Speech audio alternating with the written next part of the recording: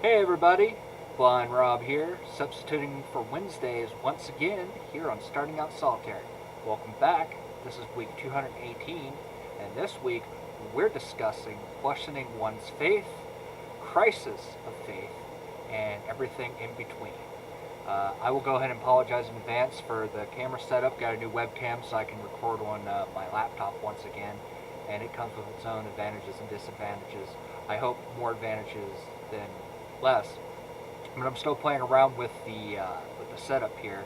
I should have it more or less perfected, or at least have it developed to the point that I can just get on with things, without having to tinker around with anything anymore in the near future.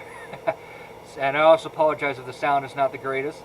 The sound with the webcam itself it's okay, but it could be better. I did get a microphone to go with it. Unfortunately, the stand that came with it was terrible, so I'm going to have to get a new stand. So I'm not going to be using that for this video. So I hope that you can hear me decently enough despite that, little problem, a little technical difficulty there. Anyway, I just wanted to let you all know about that, and why things, seem a little bit different with this week's video. And with all of that out of the way, let's get to the topic at hand.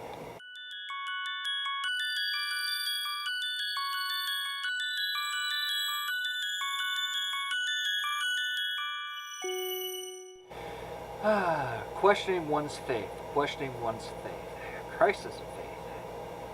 Both are very heavy topics.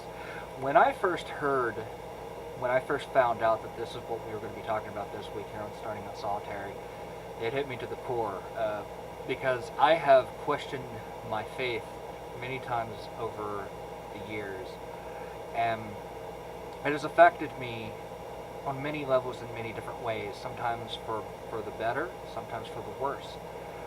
I think the first time I questioned my faith was when I was a preteen, early teenage years, and I was a Christian.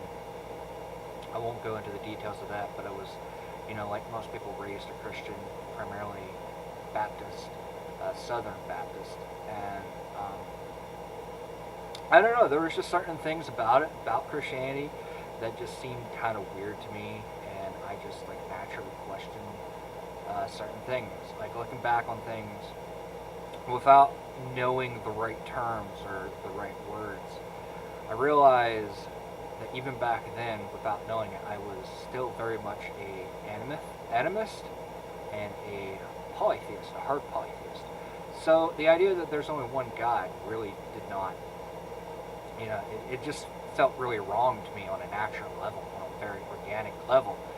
And that kind of got me into trouble here and there, especially when I was in Sunday school, and they're talking about, well, there's God the Father and then there's God the Son, but yet there's only one God. And I'm like, but wait, there's two gods in Christianity. If they're both gods, then they're both gods. That means there's more than one. And then I'm like, well, Jesus, that Father is God and his mother is the Virgin Mary. Well, that would make him a demigod. So it's still polytheism right there. So that right there was the big thing for me. Other things that kind of made me question about it was, there was just one song that they made us learn and sing in Sunday school. It was something along the lines of Father Abraham had many sons have Father Abraham, so on and so forth. And, well, I understand and do believe that we as humanity are all interconnected, all related somehow. I just never believed in the Adam and Eve story. And I was also raised listening to brief family tales based on Native American folklore, Irish folklore, Scottish folklore, both of which are those three are three key pieces of my own personal family history, my own personal family ancestry. And that right there just made me think, well, this whole everyone is as a child or descendant of Abraham. I'm just like, no, just no, just no. I just did not believe in it. So But what got me to go, well, this faith is not right for me. Finally, was basically I never had a personal experience with the Christian deity, especially Jesus. I actually, not at that point in my life, and I actually wouldn't have any with either Jesus or the Christian God in general until after I became a pagan, until after I became a devotee of Bridget, which is kind of funny, but that's for another day and a different story altogether. So I mean, that right there, and I won't get to all the various examples where I questioned my faith, and I've had a huge crisis of faith, but I have had some. While I've mostly practiced some form of Irish paganism / polytheism for the most part since 2006. I first got into, when I first looked into paganism, I did like a lot of people, and I looked into it via witchcraft and Wicca. I won't get into that story because that's a very, very sad, sorry tale, and nothing really came of it. My first real explorations into paganism was through Sumerian paganism, and that was very brief and what have you. And after that was when I first got a proper look into neo-Druidry, Celtic paganism in general. First from a very neo-pagan, neo-Celtic pagan, neo-Celtic Druid kind of form of Celtic paganism. And then afterwards I really started looking into various versions of it, various flavors, various connected traditions such as Celtic Reconstructionist paganism and so on and so forth. And of course, even then I've had times where I question myself, am I doing the right thing? Is this practice authentic, or as authentic as one can get, either via the living, Irish culture, which Irish, the Gaelic lands, the Gaelic culture, Irish, Scottish, and Manx, mostly Irish and with bits and pieces of Scottish, put in there, is my particular speciality, or my focus, if you will, as far as any kind of Celtic religion goes. Excuse me. So I've questioned several times over the years. Is this right? Is this practice authentic, or is that authentic as one can get? Is this something that's honestly being revived and reconstructed, or is this something that people are just making up, pulling out of their asses, if you will, and making up on the fly? And it's something that I've had to struggle with for many years. And of course, over the years, I've gotten way more knowledgeable, way more educated on Irish culture, Scottish culture, especially as far as neo-paganism and Reconstructionist paganism from a Celtic bent, Irish and Scottish bent perspective. So it's taken time. It's taken a lot of struggle for me to get there, to get to this point where I am now. And along the way, I've also explored other faiths. Between 2011 and 2014, I practiced a couple different forms of Germanic / Norse paganism, which that was a huge struggle. Like, going into it was a huge struggle and a questioning of faith, because I was being basically poked and knocked on by like some of the Norse gods, and things with Breed was very much, I wouldn't say a decline, but it was just kind of a fallow period, and it was a struggle for me to accept Thor, to accept Odin when I did work with them, when I did worship them, when I did practice those faiths. And I've had, brief interactions with other Norse entities, Norse deities, because even though I had to pretty much give up and leave behind all forms of spirituality outside of Irish paganism / polytheism, especially Bridget's focus, paganism, polytheism, for the past few years. I've still had, interactions with a number of the Aesir, the Vanir, and the Jotnar, Tried to get into Jotnar Focus Norse practice a couple of years ago.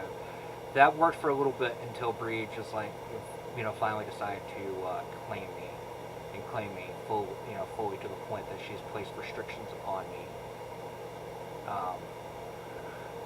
about who I can interact with, what I can do, and so on and so forth. But once again, I digress, and I won't go into the details of any of that stuff because that's not what this video is about. That's not relevant to this video, but or at least the details of it. But I have to say the biggest period of time that ever questioned my faith, and actually led to the biggest crisis of faith I ever had, was in 2014. Bree just came back into my life for the first time since 2011. She came back with a burst like never before. It was intense. It was like the most intense spiritual experience that I have ever had. It was also a very crazy, chaotic time for me because a particular Norse goddess, Frigga, that I was working with at the time, was wanting to take Bree's place in my life, to take the very specific role that Bree has in my life that I wasn't aware of over the years since I first started interacting with Bree, working with Bree, worshiping Bree. And 2014 was just a year of revelation for me, and a lot of it, not just revelation, but also upheaval. It was a very chaotic time for me, and even though Breach came into my life at the beginning of that year, I started questioning, was what Breach was telling me the kind of relationship devotional relationship that she revealed to me, explained to me that I had. The only reason I'm not going into this video is because it's not really relevant, and it's very personal, very detailed, and way too long for this channel. I could be here for at least a couple hours, maybe even 5 hours talking about it. So I'll save that maybe for a future video for my own channel. But but anyway, so yeah, and then Frigga's like, well, I'm here right now. We've been interacting with you like here now. I'm offering the same thing or something very similar that she gave you, that she took from you, that she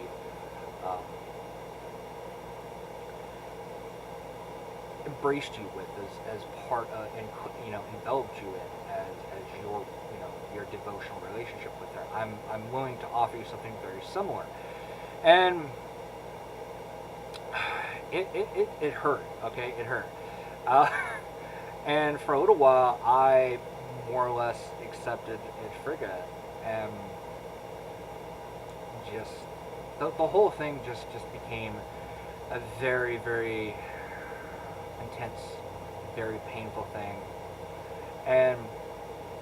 But what stopped me from completely letting go of Breach and embracing Frigga, and instead embracing Breach? Well, besides the fact that Breach, our prior claim, was too strong, and it was something that I could not let go of completely. But it was pretty much Breach just like, okay, well, this is what. Here, let me just give you a brief feeling, a brief glimpse, a brief experience of what your life would be like without me and without our partnership, our working together, our devotional relationship, you and me. The worst feeling that I've ever experienced in my life, I have experienced some major physical pains before. But the kind of feeling, the feeling of being completely disconnected of Breach, the feeling of her being completely out of my life, was just so traumatic that I would rather have my soul flayed down to nothingness and lost bit by bit in the in-between places of the other world than to experience that feeling ever again. It was just that painful, and I would not wish that on my worst enemy.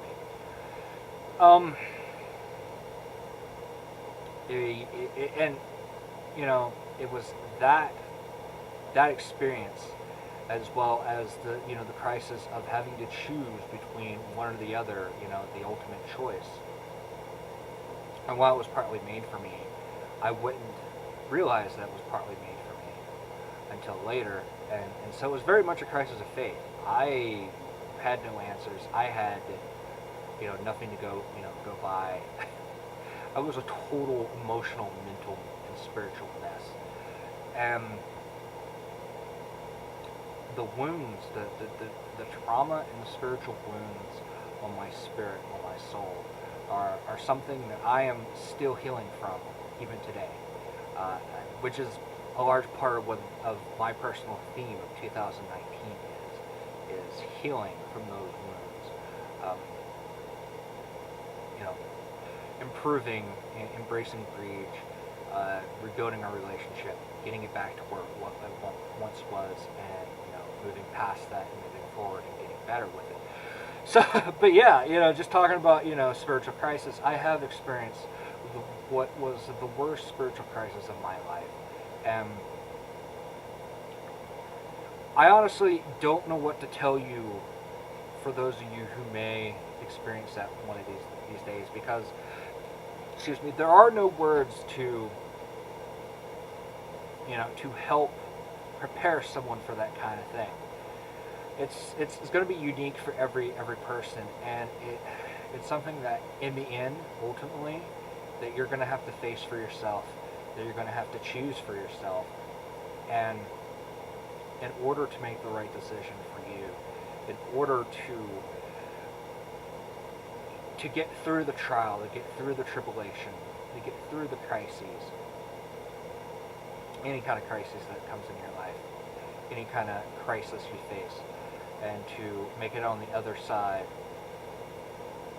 either without any problems or, fairly unscathed anyway, if not completely unscathed. So you got to look deep down inside your soul, inside your heart. And you got to be brutally honest with yourself. You got to be honest with yourself more so than any other time in your life, any other question or any other concern. You're going to have to face yourself at a very spiritual level, and it is going to be one of the hardest things that you will ever have to do. I don't envy anyone having to face that kind of situation, but in many ways, facing it and stepping out the other side with breach made me a better person. And even today, even as I heal and as I work through a lot of that old trauma off of those old wounds, I'm still in the process of becoming a better person from it. And that's the one takeaway I can tell you. As far as questioning your faith in general, I think it's a fairly healthy practice. Is it right for you? Is what you're doing right for you as a whole? Is your faith as a whole, the faith that you're, the type of religion, spirituality that you want to get into, that you might be into at that point in time, or you're thinking about getting into in the near future? Or maybe it's the, bits and pieces of it. Is this particular practice, does it feel right? Is it right? Do I believe that it is correct? Does this fit in my spiritual worldview, your natural spiritual worldview, your natural spiritual makeup?